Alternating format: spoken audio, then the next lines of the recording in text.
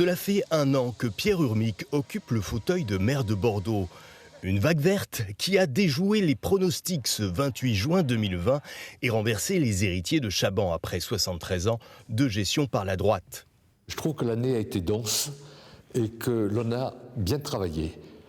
Certains diront qu'on n'en fait pas assez, mais je pense qu'on n'en fait jamais assez. Je sais qu'il y a des impatiences dans cette ville, mais j'ai envie de dire que je suis peut-être le plus impatient des Bordelais. Nous avons eu pour mandat de transformer cette ville et je pense que nous avons commencé à le faire. Pour les Bordelais, ce nouveau souffle s'est fait déjà ressentir. Moi, je trouve que ça a bien changé, ça a bien évolué. Je trouve qu'il y a beaucoup de modernisme. Moi, je suis contente. Je trouve qu'il a fait pas mal de choses sur les écoles, il a ça en projet, donc c'est bien.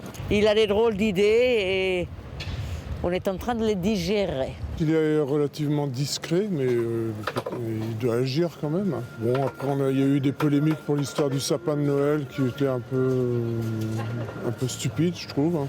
Avec méthode et sans céder aux polémiques, Pierre Urmic a déroulé son programme de Bordeaux grandeur nature avec 1200 arbres plantés, décrétant l'urgence climatique pour la ville. Une ville apaisée également au niveau urbanisme, privilégiant des logements plus écolos et plus sociaux et avec une démocratie participative.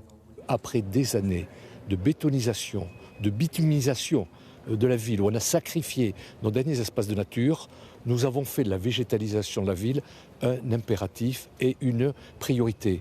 Désormais, les projets immobiliers sont analysés à la lueur de leur impact sur la nature. Pour autant, cette première année a été marquée par une crise sanitaire qui a coûté 20 millions d'euros à la ville, des problèmes d'insécurité et plus récemment des immeubles vétustes qui se sont effondrés.